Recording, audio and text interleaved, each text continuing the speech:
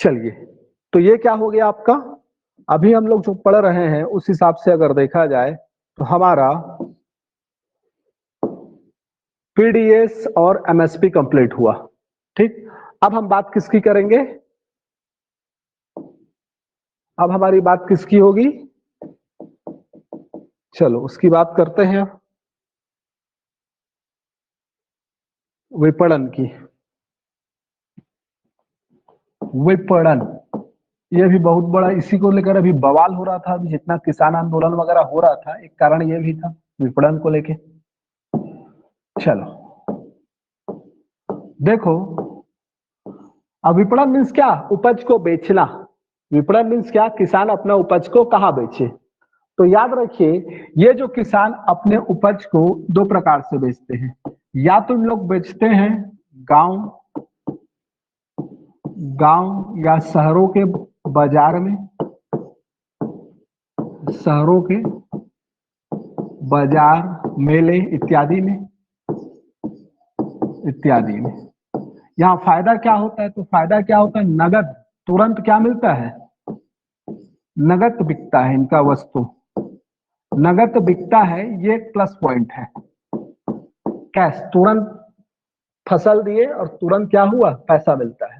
आते हैं व्यापारी लोग, एजेंट लोग भी आते हैं खरीदने। या इसका निगेटिव पॉइंट बोले तो कीमत सही नहीं मिलता, कीमत नहीं मिलता। चलो ये नॉर्मल सी बात है। दूसरी ओर किसानों का जो धान बिकता है वो बिकता है मंडी में।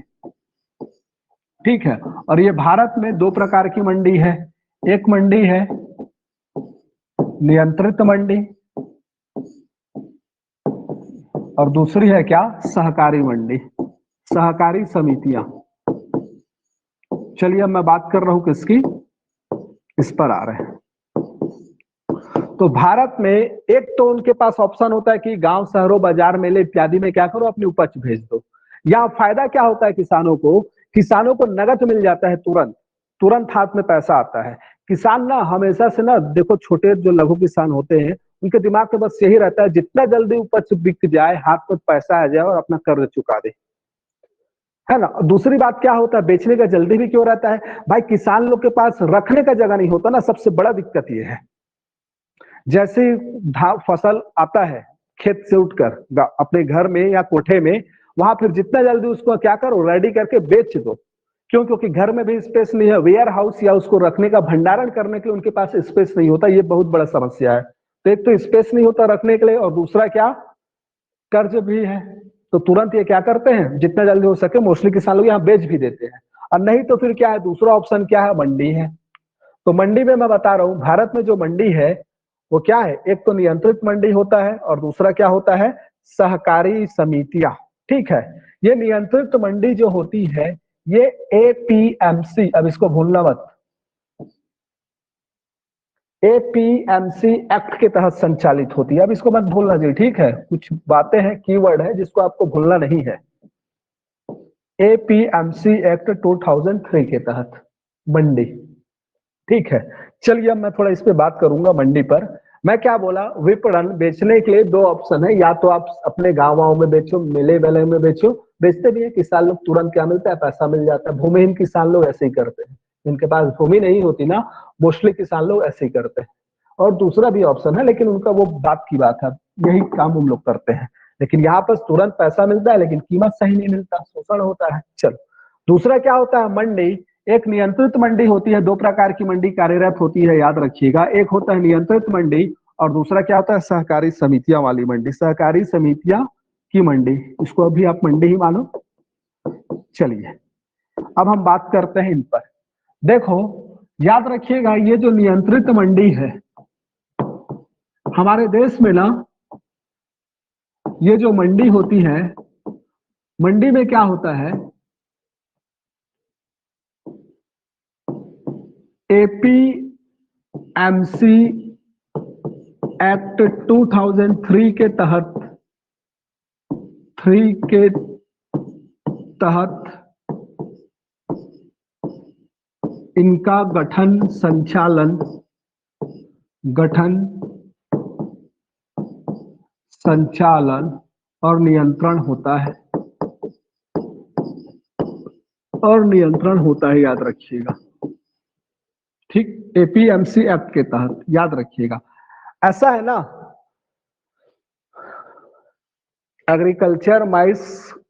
एग्रीकल्चर प्रोडक्ट मार्केट कमीशन, ये एक आयोग है, ठीक है। ये भी एक एपीएमसी आयोग है, ठीक है। इसके एक्ट के तहत 2003 में केंद्र सरकार ने ये एक्ट बनाया। हमारे भारत में क्या था, ये एक्ट ना 60-70 की दशक से कार्य कर रही है। प्रत्येक राज्य सरकार, अभी तो सभी राज्य सरकार नहीं बोलूंगा, लेकिन मोस्टली, जैसे बिहार में काम नहीं करता एपीएमसी एक्ट के तहत, बिहार में कोई खरीदी बिक्री मंडी के माध्यम से नहीं होती, लेकिन मोस्टली गवर्नमेंट ने, स्टेट गवर्नमेंट ने अपने यहाँ 60-70 के दशक से ही क्या किया है, एपीएमसी के तहत इसका गठन करके मंडी की स्थापना कर चुकी है। हाँ, लेकिन हर राज्य में थोड़ा बहुत क्या था, डिफरेंस था। इसलिए क्या किया, केंद्र सरकार ने एक्ट के रूप में एक 2003 में एक एक्ट बना दिया और बोला कि सभी राज्य क्या करें, इसको फॉलो करें। और इसी के इर्द गिर्द क्या करते हैं, सभी राज्य अपने अपने यहाँ मंडी का गठन करके क्या करते हैं, धान की खरीद करते हैं। या आप जितना देखते हो ना आसपास में अपने, जहां आपका मंडी में धान जाता होगा, वो यही है, ठीक है। हमारे देश में लगभग 7500 मंडी इसके अंतर्गत क्या है, कार्यरत है। लगभग 7500 मंडी क्या है, कार्यरत है। इसका जो गठन होता है, तो इसका गठन जो होता है, इस गठन में याद रखिएगा किसान भी होते हैं, किसान, ग्रामीण, ब्रोकर, या आप दलाल भी बोल सकते हो, ब्रोकर और व्यापारी, इनसे मिलकर होता है और व्यापारी मिलकर करते हैं।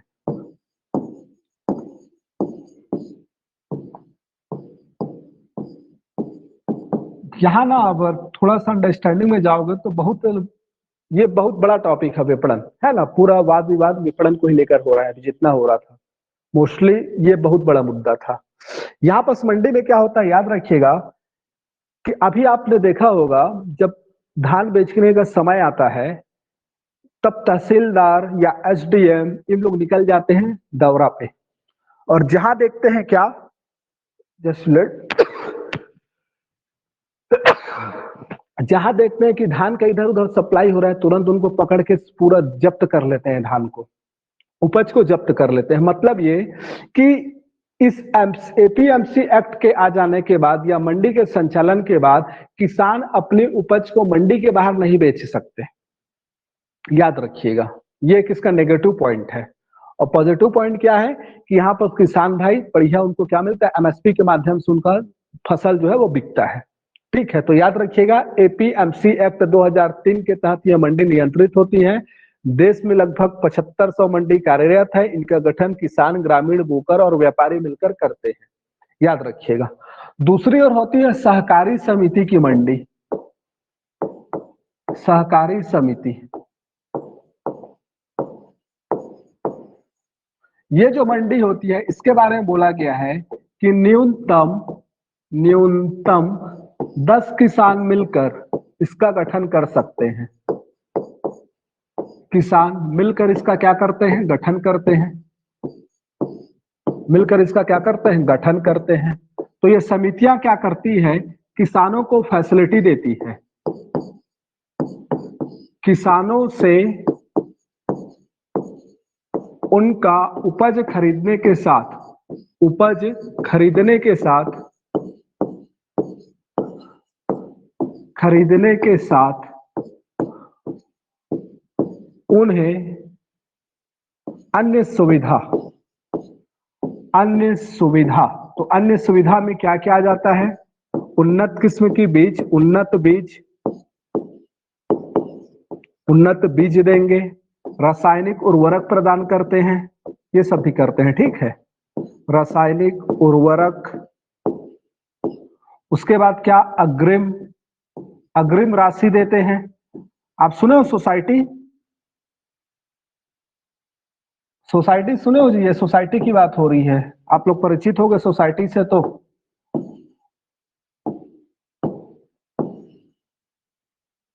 मैं क्या बोला, अग्रिम राशि भी प्रदान करते हैं इत्यादि। तो एक ये भी मंडी कार्यरत होती है, ठीक है। जिसके तहत क्या होता है, खरीदी किया जाता है। भूमिहीन किसानों का देखो, उनका अब उनका क्या कर सकते हैं भाई, उनके पास देखो पर्ची तो खुद का है नहीं, तो वो अपना उपज बेचते हैं व्यापारियों को, और उनके पास कोई ऑप्शन नहीं होता। अब गवर्नमेंट, एक बात अलग है कि भूमिहीन किसान न्याय योजना लेकर आई है हमारी बघेल सरकार, चलो भाई आपका कुछ फायदा हो करके, लेकिन शोषण उनका अच्छा खासा होता है। हाँ वही शोषण होता है, आप बोल सकते हो भूमिहीन किसानों का। ठीक है, यह हो सकता है कि आप क्या करो, संगठित भी तो नहीं है ना, मेन दिक्कत ये है, लालच भी बहुत होता है किसानों में।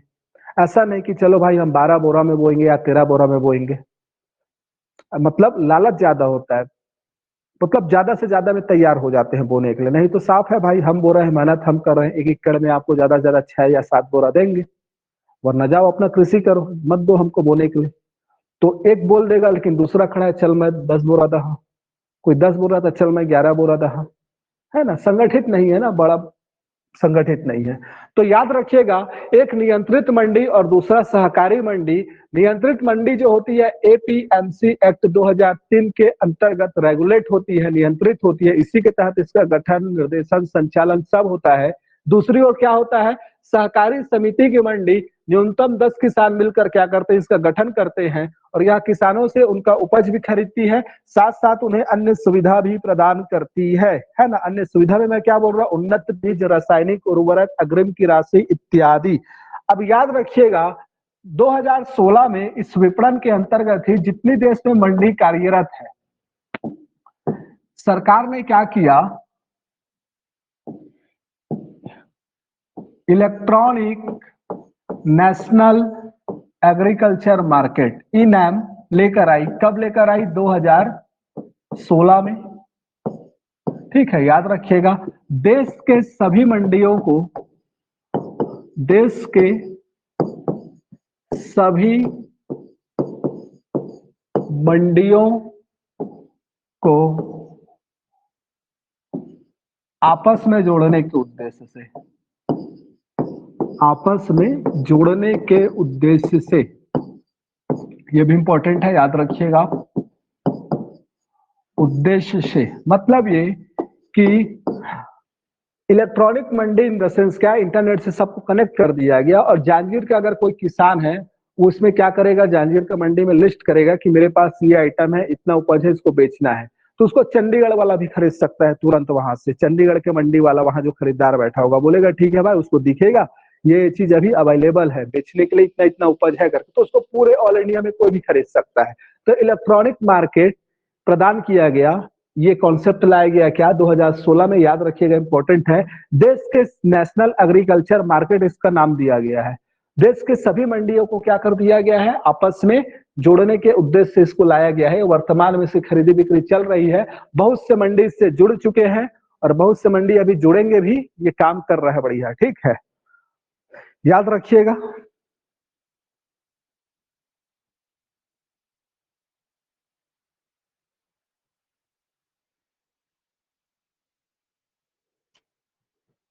इसके लिए भी एक सर्च करिएगा, हमको आइडिया नहीं है। जैविक कृषि को बढ़ावा तो दे रही है ना गवर्नमेंट, ऑर्गेनिक फार्मिंग को, इनऑर्गेनिक फार्मिंग को सरकार बढ़ावा दे रही है, तो उसके लिए कुछ ना कुछ योजना होगा। योजना नहीं बताएंगे जी, बहुत सारा योजना है, कुछ चीज अपने से भी देखा करो। जो चीज आप लोग नहीं पढ़ सकते वो मोस्टली पोर्शन मैं कवर करवाता हूँ, है ना। योजना फोजना एक बार सर्च करो, ये योजना है, मिल जाएगा आपको। अब आप बोलोगे सर कृषि के अंतर्गत आप पूरा लाइन से अब योजना भी बताओ करके, तो ये बहुत ज्यादा टाइम टेकिंग हो जाएगा, है ना, तो उतना पॉसिबल नहीं है। एक बार सर्च करिएगा, ठीक है। चलिए, तो ये क्या हो गया आपका ई-नैम। तो ई-नैम, और मैं क्या बोला, हम फाइनली अभी पढ़ क्या रहे, हम पढ़ रहे थे विपणन। तो विपणन के अंतर्गत मैं क्या बताया, दो प्रकार की मंडी है। एक मंडी है जो नियंत्रित मंडी है, एपीएमसी के तहत संचालित होती है। दूसरा होता है सहकारी समिति की मंडी, जो किसानों के द्वारा न्यूनतम 10 लोगों के द्वारा मिलाकर इसका गठन किया जाता है, और इस तरह ही क्या होता है, धान को, उपज को खरीदते हैं। क्या बोल दिया, 2016 में क्या किया गया है, ई मंडी का गठन कर दिया गया है, नेशनल मार्केट का, नेशनल एग्रीकल्चर मार्केट का गठन कर दिया गया है, जो क्या किया है, देश के सभी मंडी को इलेक्ट्रॉनिक के इंटरनेट के माध्यम से क्या किया है, जोड़ दिया गया है। ये एक प्लेटफॉर्म है समझो, जो खरीदार को और बेचने वाले को क्या कर रहा है, एक प्लेटफॉर्म प्रदान कर रहा है। ई नैम है ना, याद रखिएगा। चलो, ये भी कॉन्सेप्ट कंप्लीट हुआ। अब आपका क्या बचा, कुछ बचा है जी? अन्य है ना, अन्य में ऋण।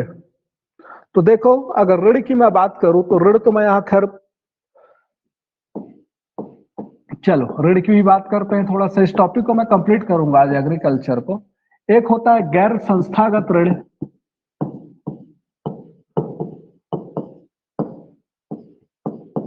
और दूसरा क्या होता है, संस्थागत ऋण।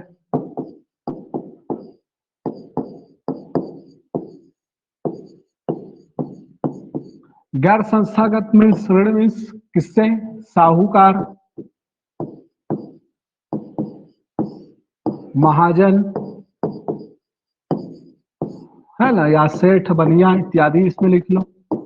ये क्या करते हैं, गैर संस्थागत ऋण के क्या है, स्रोत है, टूल्स है।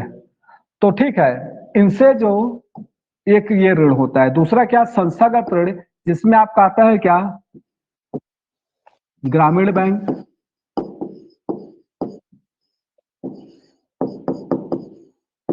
सहकारी बैंक,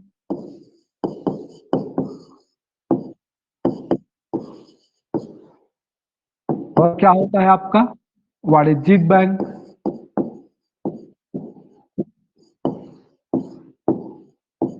अभी जो बताया मैं आपको, अग्रिम प्रदान करता है सहकारी समितियां, है ना, ये भी है। ठीक, इतना कुछ होता है। चलो, तो याद रखिएगा, अगर भारत के किसानों की बात की जाए तो मैं जो 80% किसान बोलता हूं, जो भूमि और सीमांतहीन किसान है, ये इन इन तक संस्थागत ऋण की पहुंच सुनिश्चित नहीं हो पाती। मोस्टली ना, बहुत बड़ा समस्या है भारत का, संस्थागत ऋण की सुविधा इनको नहीं मिल पाती। अब ये बात अलग है, कुछ लोगों को मिलती होगी, तो सुविधा नहीं मिलती। तो ये क्या होते हैं, ऋण के लिए किस पे निर्भर होते हैं, गैर संस्थागत स्रोत पर। मतलब जो भूमिहीन और सीमांत किसान हैं, वो मोस्टली क्या होते हैं, गैर संस्थागत ऋण पर ही क्या होते हैं, आश्रित होते हैं, और इसकी वजह से वो क्या होते हैं, ऋण जाल में हमेशा फंसे रहते हैं। तो मैं बताया हूं, गरीबी का स्वरूप है ना। ठीक है, तो केसीसी कौन देगा भाई, वाणिज्यिक बैंक न देगा, किसान क्रेडिट कार्ड, ठीक है, या ग्रामीण बैंक, कोई बैंक ही तो देंगे ना, तो सभी संस्थागत ऋण में आ जाएंगे। तो गैर संस्थागत ऋण में मैं क्या बोल रहा हूं, इसमें मैं एक पॉइंट ये बोलना चाह रहा हूं कि भाई हमारे देश के जो टोटल किसान हैं, उनमें से जो भूमिहीन और सीमांत किसान हैं, उनकी पहुंच संस्थागत ऋण तक नहीं हो पाती। तो वो ऋण के लिए क्या होते हैं, गैर संस्थागत स्रोत पर निर्भर होते हैं, और एक बार वो इनसे ऋण ले लेते हैं, उसके बाद ये ऋण जाल में फंसते रहते हैं। ठीक है, चलते रहता है, हमारे छत्तीसगढ़ में भी है, और ये जो उत्तर भारत है, या सभी जगह बोलो, सब जगह है ये। ठीक है, तो ये क्या हो गया, ठीक।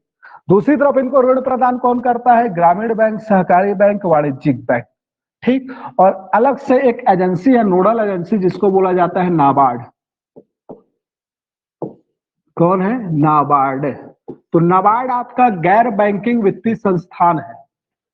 नाबार्ड क्या है, गैर बैंकिंग वित्तीय संस्थान है ना। मैं बताऊंगा वित्तीय संस्थान और गैर बैंकिंग वित्तीय संस्थान क्या होता है, नॉन बैंकिंग फाइनेंशियल इंस्टीट्यूट, जब आएगा टॉपिक पढ़ेंगे। ठीक है, तो ये जो चीज है आपका, इन सभी चीज को मैं कवर करूंगा बैंकिंग में, बैंकिंग के टॉपिक में। ठीक है, ये ग्रामीण बैंक क्या होता है, सहकारी बैंक क्या होता है, वाणिज्यिक बैंक क्या होता है, इन सब के बारे में हम लोग वहां पढ़ेंगे। ये दोनों को तो खासकर सब आएगा वहां। नाबार्ड को भी मैं वही बता दूंगा। नाबार्ड के बारे में आपका होमवर्क है, नाबार्ड को खैर देखिएगा, बाकी मैं बैंकिंग टॉपिक आएगा तो पढ़ाऊंगा नाबार्ड को। आपका एक और होमवर्क था, क्या होमवर्क था, मैं आज कुछ होमवर्क देने वाला था, कमांड क्षेत्र विकास कार्यक्रम।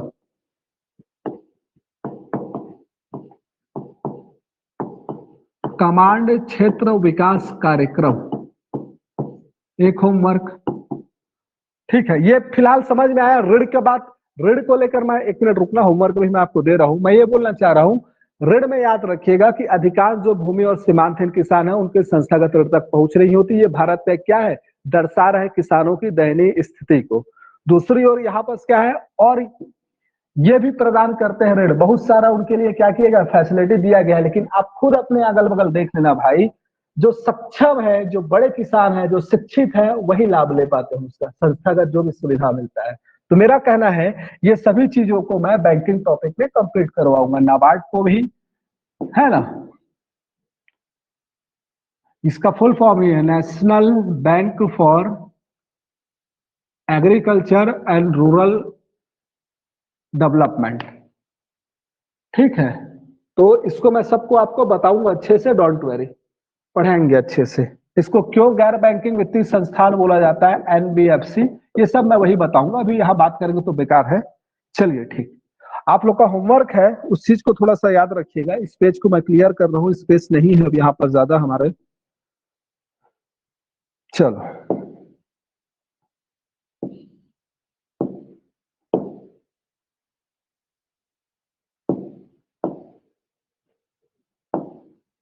होमवर्क लिख लीजिएगा आप लोग, इसको देखिएगा। कुछ होमवर्क देता हूं तो मैं फिर से बोल रहा हूं, उसको हल्के में मत लिया करिए। कमांड क्षेत्र विकास कार्यक्रम,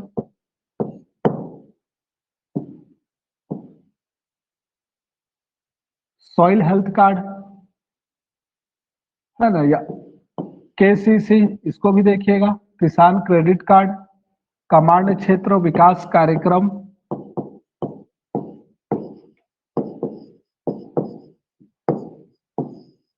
किसान कॉल सेंटर,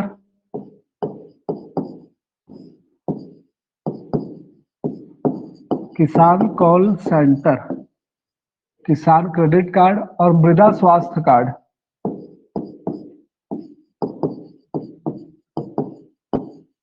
ये आप लोग का होमवर्क है जी, थोड़ा सा देख लीजिएगा। ठीक है, ये आप लोग अपने से करिएगा, ऐसा नहीं है, हल्के में मत लेना।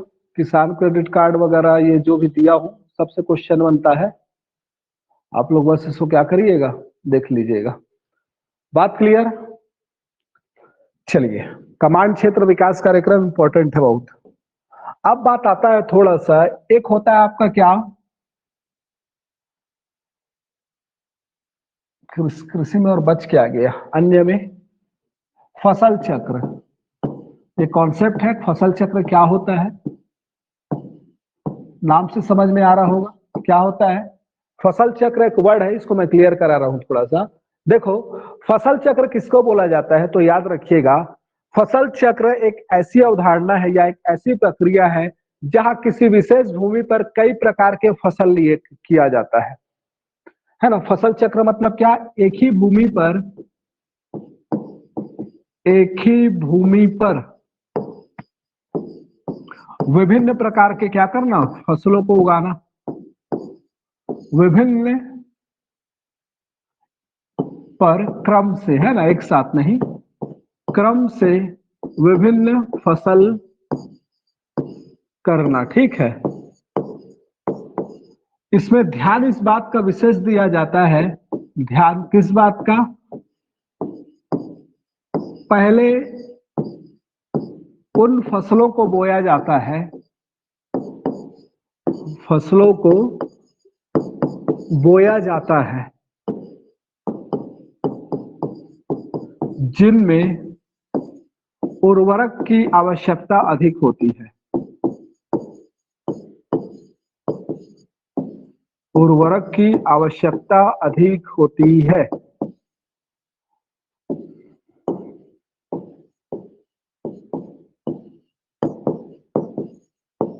ये हो गया आपका क्या, फसल चक्र। मतलब ऐसा, फसल चक्र एक शब्द है, इस शब्द से परिचित रहना। फसल चक्र में बोला ये जा रहा है कि मैं क्या बोल रहा हूं, एक ही भूमि पर क्रम से क्या करना, विभिन्न प्रकार के फसलों की बुआई करना।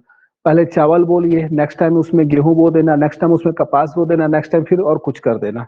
तो फसलों को चक्रीय क्रम में वहां बोया जाता है, 4-5 फसल को। ठीक, तो मैं क्या बोल रहा हूँ, इसमें इस बात का विशेष ध्यान रखा जाता है, पहला फसल उसको उगाया जाता है जिसमें क्या हो, उर्वरक की मात्रा अधिक खपत होती है। उसके बाद उस फसल को जिसकी तुलनात्मक रूप से कम उर्वरक लगे, देन कम लगे। उद्देश्य क्या होता है, तो भूमि की उर्वरता शक्ति को बढ़ाने के लिए, उर्वरता शक्ति को बढ़ाने के लिए ये फसल चक्र को क्या किया जाता है, याद रखिएगा थोड़ा सा, ठीक है। हाँ बिल्कुल, है ना, हाँ पूजा सही बोल रहे हो। तो उद्देश्य ये होता है उर्वरता शक्ति को बढ़ाने के उद्देश्य से।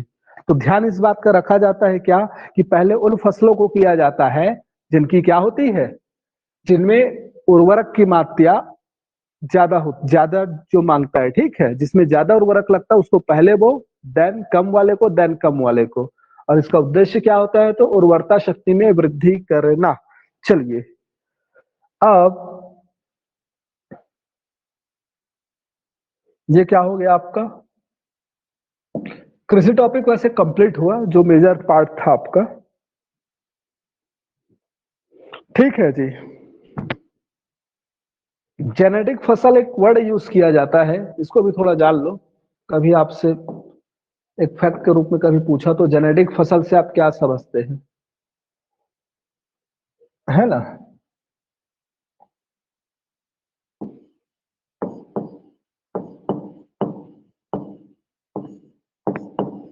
जेनेटिक फसल ये भी एक वर्ड है, याद रखिएगा। जेनेटिक फसल क्या होता है, जब उत्पादन को बढ़ाने, ऐसा नहीं, उत्पादन उद्देश्य तो इसका दो तीन है। क्या किया जाता है, जब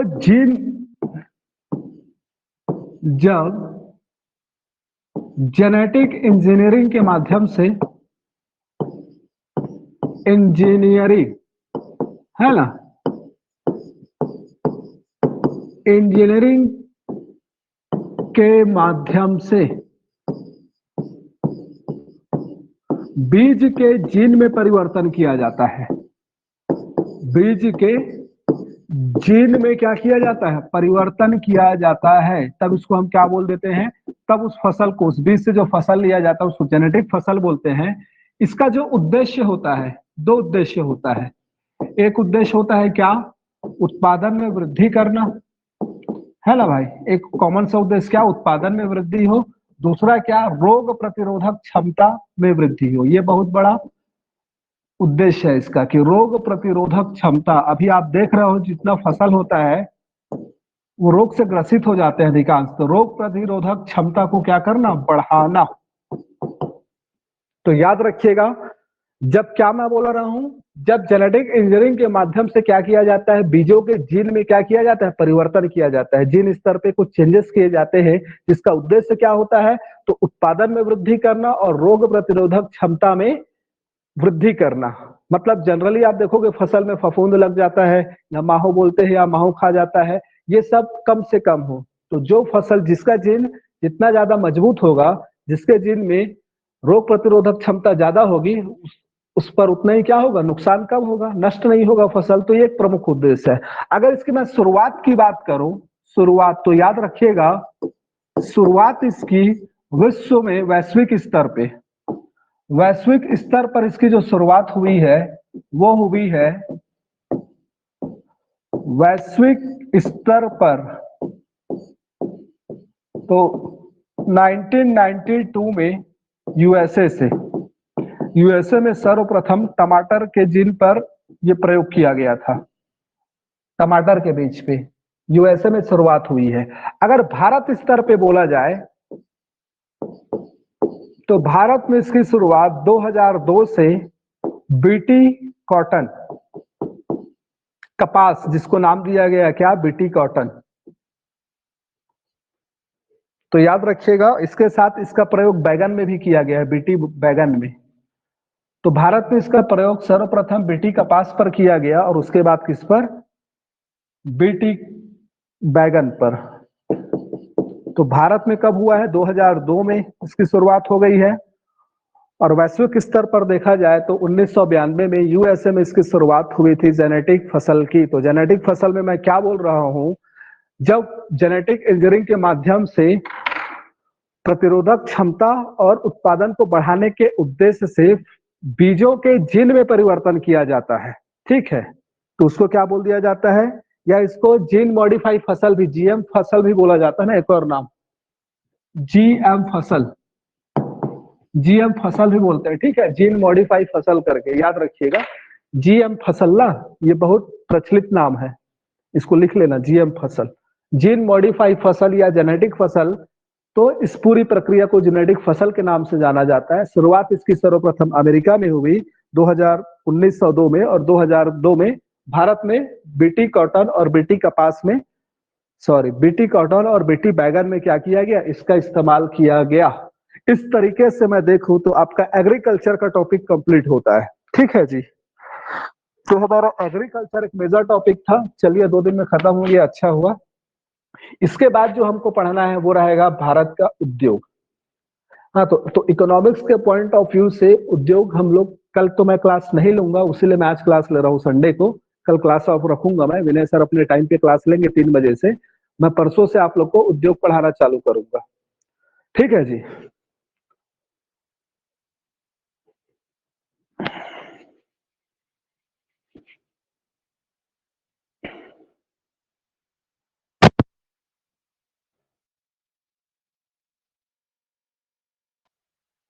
बढ़िया रिवीजन करिएगा, कुछ समझ में नहीं आएगा तो पूछ सकते हैं। सभी को वेलकम है ना। चलिए ठीक है फिर, है ना, क्लास ऑफ करते हैं, परसों मिलते हैं हम लोग।